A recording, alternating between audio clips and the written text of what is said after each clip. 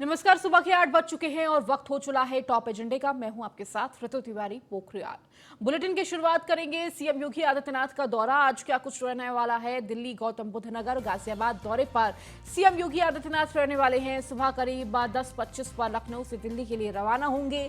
प्रस्तावित global investor summit curtain raiser के संबंध में बैठक करेंगे। तो इसके साथ ही सुषमा स्वराज भवन चाणक्यपुरी दिल्ली में ये कार्यक्रम है। गौतम बुद्ध विश्वविद्यालय में यूनेस्को इंडिया अफ्रीका हैकथॉन में भी शामिल होंगे। ग्रेटर नोएडा के बाद रामलीला मैदान गाजियाबाद जाएंगे सीएम। विकास परियोजनाओं का करेंगे लोकार्पण और शिलान्यास। जनप्रतिनिधियों से भी मुलाकात करेंगे सीएम योगी आदित्यनाथ। तो आज दिल्ली, गाजियाबाद, ग्रेटर नोएडा दौरे पर सीएम योगी आदित्यनाथ रहने वाले हैं और इस दौरान बेहद महत्वपूर्ण ये पूरा दौरा उनका रहने वाला है।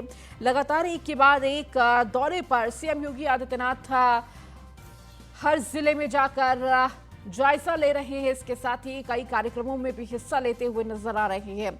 आपको बता दें कि सबसे पहले लखनऊ से दिल्ली के लिए रवाना होंगे सीएम योगी आदित्यनाथ। दिल्ली में कार्यक्रम में सम्मिलित होंगे, जहां इन्वेस्टर समिट में सम्मिलित होंगे सीएम योगी आदित्यनाथ। और उसके बाद ग्रेटर नोएडा जाएंगे, जहां पर कई कार्यक्रम हैं जिसमें शामिल होंगे। और उसके बाद गाजियाबाद जाएंगे, जहां पर कई सारी परियोजनाओं का लोकार्पण और शिलान्यास करते हुए नजर आएंगे। आपको बता दें कि जनप्रतिनिधियों से बातचीत करेंगे। इसके साथ ही जनप्रबुद्ध लोगों से भी बातचीत करते हुए नजर आएंगे। तो बेहद महत्वपूर्ण पूरा ये दौरा रहने वाला है और ये तस्वीरें भी बेहद खास रहने वाली है। लगातार दिल्ली एनसीआर के दौरे पर सीएम योगी आदित्यनाथ नजर आ रहे हैं। तो एक के बाद एक उनका दिल्ली एनसीआर में ये दौरा देखने को मिल रहा है। लगातार किस तरह से विकास कार्य चल रहा है, कानून व्यवस्था किस तरीके से है, इन तमाम चीज़ों का भी जायजा लेते हुए सीएम योगी आदित्यनाथ नजर आएंगे। कानून व्यवस्था का भी जायजा लेंगे जनप्रतिनिधियों के साथ।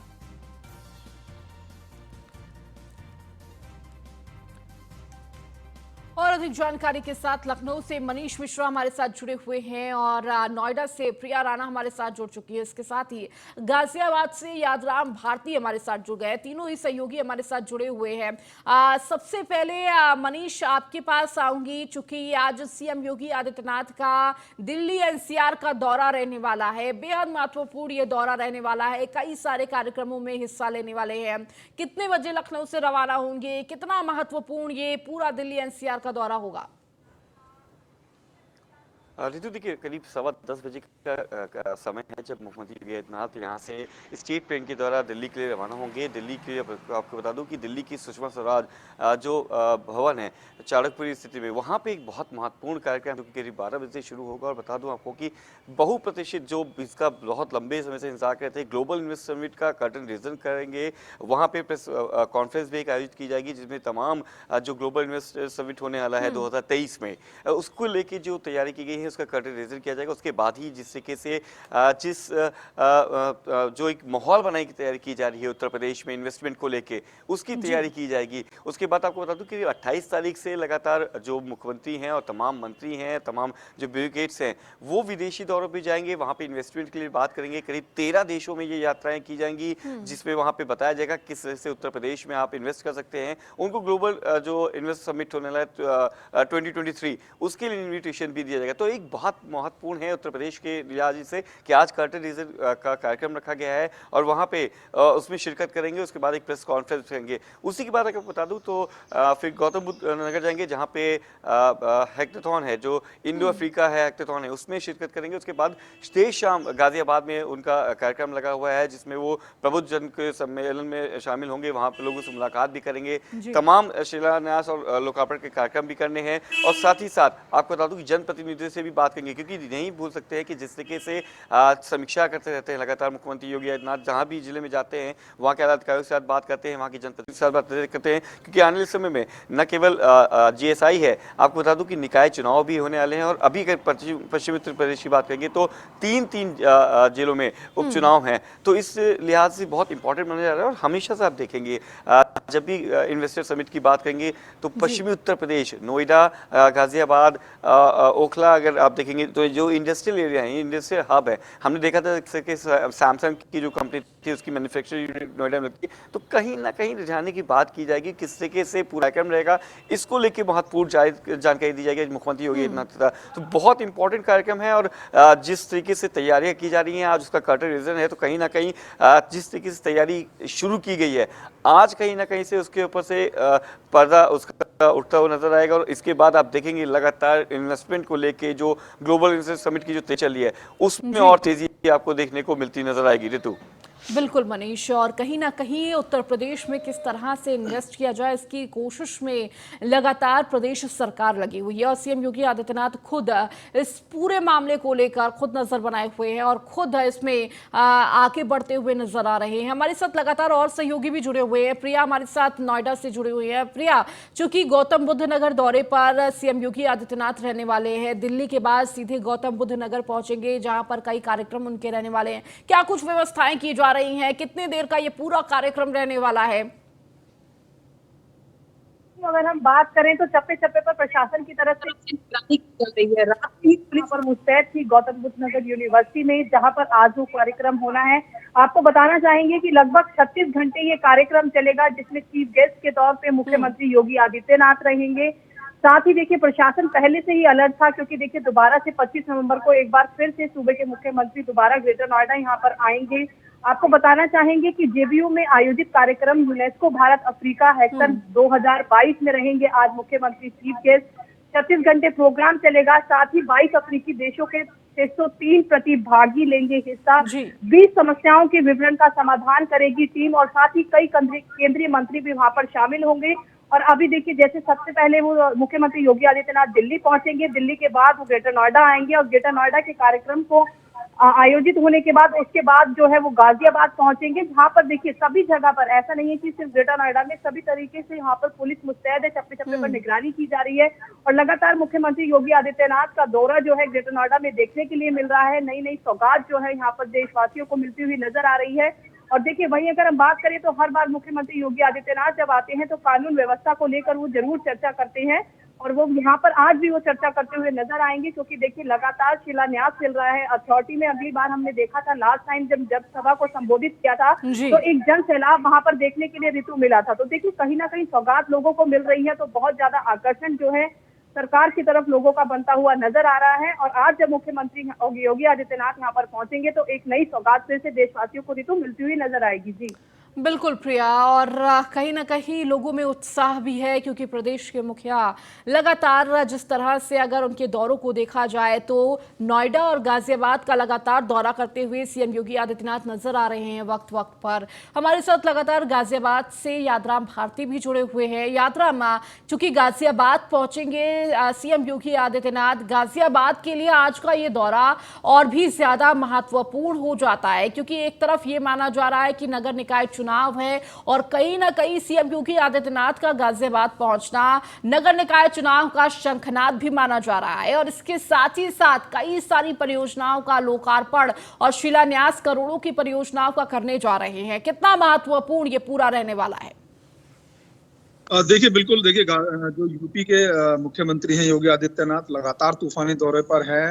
ग्लोबल इन्वेस्टर मीट के समिट के जरिए इन्वेस्टर्स और साथ ही जो लोकार्पण है उनके लिए दोनों ही तरीके से लोगों को इन्वेस्टर दोनों को ही लुभाने का वो प्रयास कर रहे हैं। गाजियाबाद की अगर बात करूं तो दूसरी बार यहाँ पर मुख्यमंत्री आ रहे हैं और पहली बार मुख्यमंत्री बनने के बाद राजनीतिक सभा जो है उसका वो लोग संबोधन करेंगे। मैं बता दूं कि करीब 5 बजे वो यहाँ पर पहुंचेंगे और 2 घंटे के करीब गाजियाबाद में वो रहेंगे। इस बीच करीब 1.5 घंटे की प्रबुद्ध सम्मेलन वो करेंगे और साथ ही करीब 877 करोड़ की जो परियोजनाएं हैं उनका लोकार्पण और शिलान्यास करेंगे, जिसमें कि 755 परियोजनाएं हैं, जो कहीं ना कहीं माना जा रहा है कि एक तरीके से जो निकाय चुनाव है जो कि हाल ही में जल्दी ही होने वाले हैं उनको लेकर भी ये माना जा रहा है कि योगी आदित्यनाथ साधने का प्रयास कर रहे हैं। और एक तरीके से देखा जाए ऋतु, तो मैं बता दूं कि जो निकाय चुनाव है एक तरह से उनका शंखनाद जो है वो योगी आदित्यनाथ आज शुरुआत करेंगे और साथ ही जो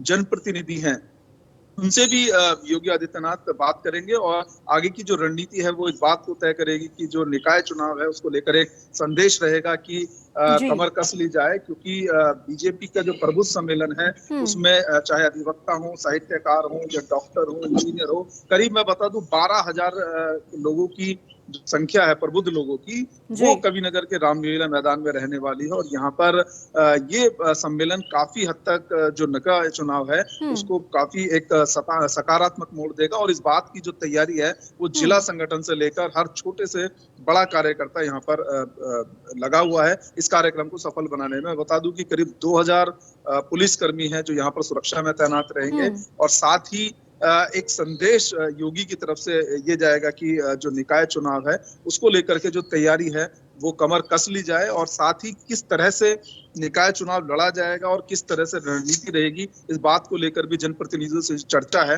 वो योगी आदित्यनाथ की रहेगी। जी बिल्कुल यादराम, और जिस तरह से ये पूरा आयोजन होने जा रहा है, कहीं ना कहीं बेहद महत्वपूर्ण वो तस्वीर भी होगी जब इस कार्यक्रम का आयोजन होगा, और न्यूज़ वन इंडिया भी लगातार इन तस्वीरों को दिखाएगा। हमारे साथ मनीष जुड़े हुए हैं। मनीष, कहीं ना कहीं जब गाजियाबाद पहुंचेंगे सीएम योगी आदित्यनाथ, यादराम भी इसका जिक्र कर रहे थे कि जिन तरह से कई सारी परियोजनाओं का शिलान्यास और लोकार्पण करेंगे, तो माना यही जा रहा है कि आने वाले नगर निकाय चुनाव को लेकर कहीं ना कहीं सीएम योगी आदित्यनाथ का ये शंखनाद है। और इसके साथ ही साथ प्रबुद्ध जनों के साथ जो उनकी मुलाकात है, जो उनका संबोधन रहने वाला है, इस पूरे कार्यक्रम में नगर निगम हो, नगर निकाय हो, डॉक्टर्स हो, इंजीनियर्स हो, तमाम प्रबुद्ध जन मौजूद रहेंगे। और कहीं ना कहीं एक बड़ा संदेश देने की सीएम योगी आदित्यनाथ कोशिश कर रहे हैं। निश्चित देखिए ऋतु, जब भी ऐसे अगर किसी सम्मेलन की बात की जाती है, और यकीनन आने वाले चुनाव, क्योंकि निकाय चुनाव को भी सेमीफाइनल की तरह देखते हैं, और आप नहीं भूल सकते कि पश्चिमी उत्तर प्रदेश में जहां चुनौतियां कम नहीं है भारतीय जनता पार्टी के लिए, आप देखेंगे तो वहां पे आपको तमाम जो क्षेत्रीय दल हैं उनका साथ मिलता नजर आता है। समाजवादी पार्टी के साथ आपको आरएलडी का ही सामना करना पड़ता है, आप वहाँ पे कहीं ना कहीं बैकफुट पे नजर आते हैं, आप वहाँ पे आपको ज़्यादा मेहनत करनी पड़ती है, क्योंकि आपके पास एक नहीं और दो आपकी विपक्षी पार्टी आपको लगातार वहाँ पे घेरते नजर आते हैं, जिनका अस्तित्व आपको जरूर उसमें देखने मिला है। साथ ही साथ अगर हम बात करेंगे किसान आंदोलन, जो पिछली बार हमने देखा था किस तरीके से पश्चिमी उत्तर प्रदेश में उसने एक चुनौती की तरह काम किया था, उसके बाद अगर आप बात करेंगे कि प्रबुद्ध जनों की, क्योंकि तमाम उसमें जिससे हमारे सहयोगी यादव बताए थे कि इसमें वकील रहेंगे, साहित्यकार रहेंगे, जो प्रबुद्ध वर्ग है उनके लिए संबोधन करेंगे। और कहीं ना कहीं जिस तरीके से भारतीय जनता पार्टी की डबल इंजन की सरकार, चाहे वो मोदी योगी की जो काम है, चाहे सेंट्रल गवर्नमेंट के काम है जो उत्तर प्रदेश में किस तरह से इंप्लीमेंट किए गए हैं, लॉ एंड ऑर्डर्स को लेकर जरूर उसमें जिक्र किया जाएगा, किस तरह से कानून का राज किया गया है, किस तरीके से अधूरे जो पेंडिंग वर्क्स थे, जो पहले की पिछली सरकार थी वो उस पर ज़्यादा तवज्जो नहीं देती थी, पश्चिमी उत्तर प्रदेश को ज़्यादा तवज्जो नहीं मिलता था। अब उसको कनेक्टिविटी की बात करेंगे, रोड, सड़क, पानी की बात करेंगे, जल की बात करेंगे, हर घर नल जल की बात करेंगे, तो कहीं ना कहीं इन सब का जिक्र किया जाएगा जो पहले की सरकारों में नहीं हो पाता था।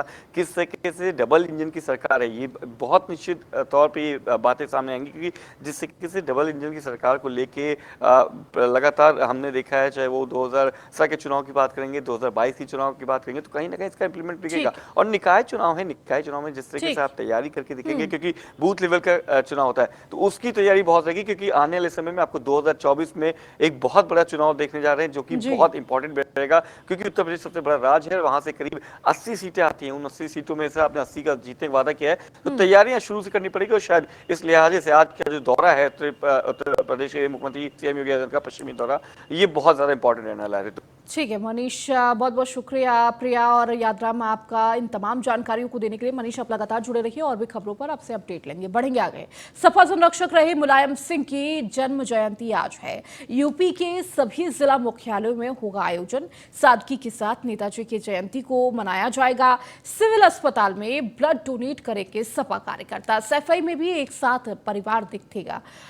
तो आज मुलायम सिंह की जयंती है और इस मौके पर तमाम सपा के कार्यकर्ता आज अपने नेताजी की जयंती मनाते हुए नजर आएंगे और इसके साथ ही साथ सैफई में एक साथ परिवार भी नजर आने वाला है। तो अलग अलग तरीके से ये जयंती मनाई जा रही है। हालांकि सादगी से जयंती मनाने के भी निर्देश दिए गए हैं और कई सारे ऐसे कार्यकर्ता हैं जो ब्लड डोनेट करते भी नजर आएंगे। तो आज कहीं ना कहीं नेताजी को हर कोई याद करता हुआ नजर आएगा। तो यूपी के सभी जिला मुख्यालयों में, सपा के मुख्यालयों में इसका आयोजन होने जा रहा है। तो सादगी के साथ नेताजी की जयंती मनाने का ये पूरा कार्यक्रम रहने वाला है। आज पूरा परिवार नेताजी को याद कर रहा है और अधिक जानकारी के साथ लगातार मनीष हमारे साथ जुड़े हुए हैं। मनीष, आज नेताजी की चूंकि जयंती है और इस मौके पर कहीं ना कहीं पूरे प्रदेश में सपा कार्यकर्ता उनकी जयंती को बेहद खास बनाने में लगे हुए हैं और इसके लिए कई कार्यक्रमों का भी आयोजन किया गया है। लेकिन खास बात है कि बेहद सादगी से ये पूरी जयंती मनाने का पूरा कार्यक्रम रहने वाला है। देखिए ऋतु, निश्चित तौर से ये वो पल रहता था जब नेताजी सबके बीच में रहते थे और 19 विक्रमादित्य मार्ग की बात नहीं भूल सकते हैं। उसको पूरा आप देखेंगे समाजवादी पार्टी के बैनर पोस्टर से रंगा रहता था, पुता रहता था। तमाम जगह भंडारे होते थे, ढोल नगाड़े होते थे और नेताजी खुद समय निकाल के आते थे। और आज का दिन होता था वो कार्यकर्ता के साथ, आम कार्यकर्ता के साथ, क्योंकि नवंबर का महीना आता है, थोड़ी सी धूप आती तो धूप में बैठना पसंद करते थे नेताजी और वहाँ पे अपने कार्यकर्ताओं, अपने जो पदाधिकारी थे उनके साथ मिलते थे और सबसे ऐसी हर एक कार्यकर्ताओं से बात करते थे और जो लोग वहाँ पे आते थे उनको बाय नेम बुलाते थे। ये उनकी एक खूबी रही थी नेताजी की कि आप उनसे अगर 10 साल पहले भी मिले होंगे तो आपको बाय नेम आपको पहचानते थे और बुलाते थे, अपने पास बैठाते थे। तो ये सब चीज़ें आज मिस करेंगे आप देखेंगे जिस तरीके से, क्योंकि मैनपुरी में चुनाव है और शायद उनको याद करने के लिए आज जितनी भी रैलियाँ होंगी उसमें आज इन सब बातों का जिक्र जरूर होगा। मैनपुरी के जो चुनाव में है, पूरा परिवार इस समय सफाई में है, चाहे जिसको लेके बहुत ज़्यादा चिंतित रहते थे नेताजी, कई बार बात भी कहते थे और ये हमेशा कहते थे कि शिवपाल हमारा भाई है, अखिलेश मेरा बेटा है, हम सब परिवार हैं, साथ रहेंगे। और आप देखेंगे कि देख रहे हैं किस तरीके से मैनपुरी के चुनाव में सब एक साथ नजर आते हैं। पर जो कार्यक्रम के आयोजन की बात करेंगे ऋतु, उसमें आज काफ़ी सादगी से है। ब्लड डोनेशन कैंप की बात लगाए गए हैं जगह जगह। यहाँ पे सिविल हॉस्पिटल है, वहाँ पे भी ब्लड डोनेशन कैंप लगाएंगे समाजवादी पार्टी के जो कार्यकर्ता हैं। बहुत ही सादगी से मनाया जाएगा, कोई ज़्यादा इसको उत्साह के साथ नहीं मनाया जाएगा, क्योंकि नेताजी जब खुद रहते थे तो हम उस समय हम इस समय निश्चित तौर से हम विक्रमादित्य मार्ग पे ही होते हैं और उनके बर्थडे का जो कवरेज होता था, जिस तरीके से धूम धड़ाका होता था, बैंड बजे होते थे, ढोल नगाड़े होते थे, वो वहाँ पे आपको देखने को मिलते थे। पर अब नेताजी नहीं है तो कहीं ना कहीं उनकी कमी खलेगी और उनको श्रद्धांजलि देने के लिए, उनको याद करते हुए जो काम किए जा रहे हैं, कई जगह धार्मिक आयोजन किए गए हैं, कई जगह भंडारों का आयोजन किया गया है, गरीबों को फल और अस्पताल में फल वितरित करने का कार्यक्रम है, कंबल वितरित करने का कार्यक्रम है, ब्लड डोनेशन कैंप का। तो कहीं ना कहीं समाज में एक सेवा के तौर पे उनका जन्मदिन याद किया जाएगा। और जिस तरीके से परिवार है, क्योंकि इलेक्शन भी है और पश्चिम उत्तर प्रदेश से खुद उनकी जो बहू है डिम्पल यादव, वो वहाँ से कर रही है। आज देखने लगा निश्चित तौर से जब वो कैंपेनिंग के लिए निकलेगा पूरा परिवार किस तरह से श्रद्धांजलि देता है, ये देखने लगा होगा कौन सी जिक्र होती है मैनपुरी को लेके, ये बहुत निश्चित रहेगा। बहरहाल लखनऊ में जो कार्यक्रम है ऋतु, वो बहुत सादगीपूर्ण मनाए जा रहे हैं। अस्पतालों में ज्यादा देखने को मिला कि जिस तरीके से ज्यादा सेवा भाव से मनाया जाएगा। फलों का वितरण है, कंबल वितरण है, ब्लड डोनेशन कैंप लगाए जाएंगे। सादगी आपको दिखेगा और जो खुशहाली और जो चमक धमक रहती थी 19 विक्रमादित्य मार्ग पे, वो कहीं ना कहीं आज आपको मायूस करती हुई नजर आएगी ऋतु। ठीक है मनीष, बहुत बहुत शुक्रिया इन तमाम जानकारियों को देने के लिए। तो आज चूंकि नेताजी की जयंती है और इस मौके पर हर कोई उन्हें याद कर रहा है। सीएम ने ट्वीट कर स्वर्गीय मुलायम सिंह को श्रद्धांजलि दी। तो सीएम योगी ने, आदित्यनाथ ने, उन्होंने ट्वीट कर उन्हें श्रद्धांजलि दी। पूर्व रक्षा मंत्री, उत्तर प्रदेश के पूर्व मुख्यमंत्री मुलायम सिंह यादव की जयंती पर उन्हें विनम्र श्रद्धांजलि। तो अपने ट्विटर हैंडल से ये ट्वीट किया है सीएम योगी आदित्यनाथ ने।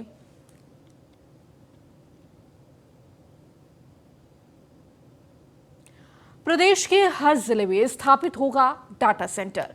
मुख्य सचिव दुर्गा शंकर मिश्रा की उपस्थिति में ये एमओयू साइन हुआ है।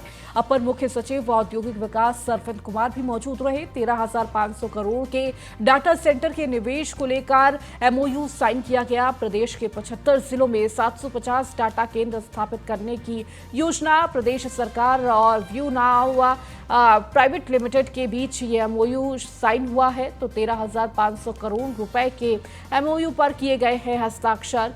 तो एज डाटा सेंटर के लिए इंफ्रास्ट्रक्चर विकसित करेगी। View Now Infotech private limited के बीच ये एमओयू साइन हुआ है। 13,500 करोड़ रुपए के एमओयू पर हस्ताक्षर किए गए। तो View Now Infotech private limited as data center, तो प्रदेश के हर जिले में स्थापित किया जाएगा डाटा सेंटर।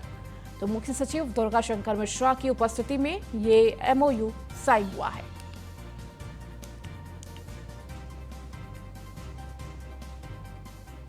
टॉप एजेंडा में बढ़ेंगे आगे। वाराणसी में पुलिस बदमाशों के बीच मुठभेड़ देखने को मिली, जहां बिहार के रहने वाले बदमाशों को ढेर करने वाली टीम को इनाम घोषित किया गया है। पुलिस टीम के उत्साहवर्धन के लिए 5 लाख की स्वीकृति। सचिव गृह तरुण गाबा ने पत्र लिखकर इसकी घोषणा की। उप निरीक्षक अजय यादव को गोली मारकर घायल करने वाले बदमाश ढेर। उप निरीक्षक से लूटी गई क्रिस्टल और मैगजीन भी बरामद। तो टीम के उत्साहवर्धन के लिए 5 लाख रुपए स्वीकृत किए गए हैं।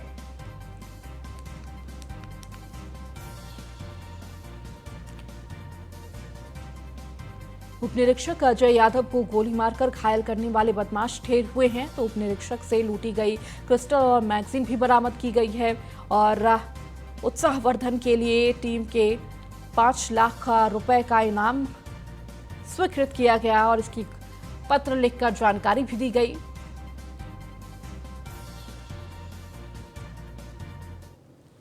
दबंगों ने इंदिरा नगर इलाके में की फायरिंग। तो इंदिरा नगर इलाके में युवक पर कई राउंड की फायरिंग की गई। फायरिंग के दौरान शाहिद नामक फर्नीचर व्यापारी घायल हुआ है। तो वहीं फायरिंग के बाद मौके पर फरार हुए बदमाश। पुलिस के घायल युवक को लोहिया अस्पताल में भर्ती कराया। इंदिरा नगर थाना क्षेत्र के पिकनिक स्पॉट रोड का ये पूरा मामला आपको बता रहे हैं। तो फायरिंग के दौरान शाहिद नाम का फर्नीचर व्यापारी घायल हुआ है। तो फायरिंग के बाद मौके से फरार हुए बदमाश। तो पुलिस ने घायल युवक को लोहिया अस्पताल में भर्ती कराया। हालांकि पुलिस अब पूरे मामले की जांच में जुटी हुई है और बदमाशों की तलाश में जुटी हुई है। इंदिरा नगर थाना क्षेत्र के पिकनिक स्पॉट रोड का ये पूरा मामला है। तो दबंगों ने इंदिरा नगर इलाके में फायरिंग की और इस दौरान एक व्यापारी को घायल किया। तो इंदिरा नगर इलाके में युवक पर कई राउंड की ये फायरिंग हुई है। हालांकि जो युवक है वो गंभीर रूप से घायल हो गया है। फायरिंग के बाद शाहिद नाम का फर्नीचर व्यापारी घायल हुआ है, जिसे पुलिस अस्पताल में भर्ती कराई है।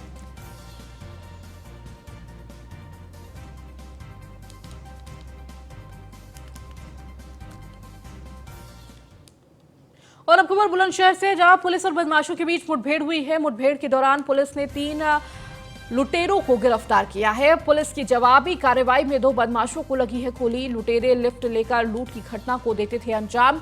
लुटेरों के पास से बाइक, तमंचा और कारतूस बरामद हुआ है। तो पुलिस की जवाबी कार्रवाई में 2 बदमाशों को गोली लगी है। बदमाश लिफ्ट लेकर लूट की घटना को अंजाम देते थे और इन लुटेरों की गिरफ्तारी हुई है। तो लुटेरों के पास से बाइक, तमंचा और कारतूस बरामद हुआ है। तो बुलंदशहर का यह पूरा मामला, जहां पुलिस और बदमाशों के बीच मुठभेड़ देखने को मिली। मुठभेड़ के दौरान पुलिस ने 3 लुटेरों को गिरफ्तार किया है।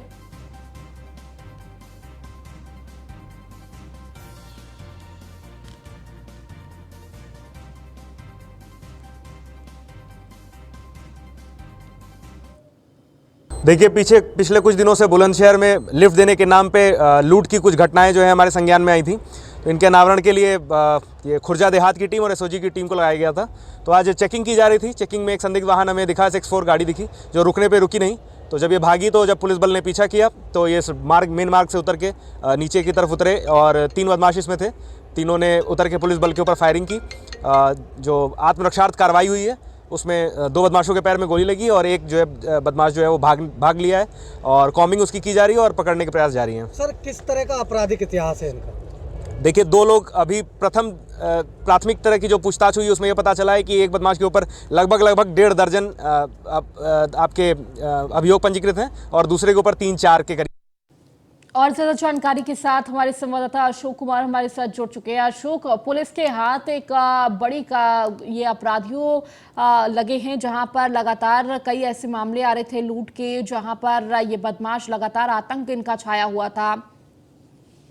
बिल्कुल, आपको बता दूं बुलंदशहर के खुर्जा देहात में देर रात मुठभेड़ हुई है। मुठभेड़ में करीबन ये कार को लिफ्ट देकर लूट की घटना को अंजाम देते थे, जिसमें से 3 लोग संदिग्ध कार को रोका गया, जिसपे एक अपराधी मौके से फरार हो गया। 2 को पैर में गोली लगी है। करीबन एक अपराधी तिमिलानों का बताया जा रहा है, जिसमें से 2 दर्जन उस पर मुकदमे हैं और तीसरे अपराधी की बदमाश की कॉम्बो लगाकर तलाश की जा रही है। शीघ्र इसकी गिरफ्तारी की जाएगी। ये बुलंदशहर में जगह जगह ठंड के मौसम पड़ रहे हैं, तो ये लिफ्ट देकर घटना को अंजाम देते थे। ऐसे ही खुर्जा देहात में एक घटना को अंजाम दिया गया था, जिस पर कई टीम लग रही थी। 60 टीम खुर्जा देहात टीम ने देर रात की मुठभेड़ में 2 बदमाश को घायल अवस्था में गिरफ्तार किया। न्यायालय में उनको पेश किया जाएगा। उनको जेल भेजने की प्रक्रिया की जा रही है। ठीक है, बहुत बहुत शुक्रिया अशोक इन तमाम जानकारियों को देने के लिए। चलिए, इस बुलेटिन में फिलहाल इतना ही। बने रहिए न्यूज़ 1 इंडिया के साथ।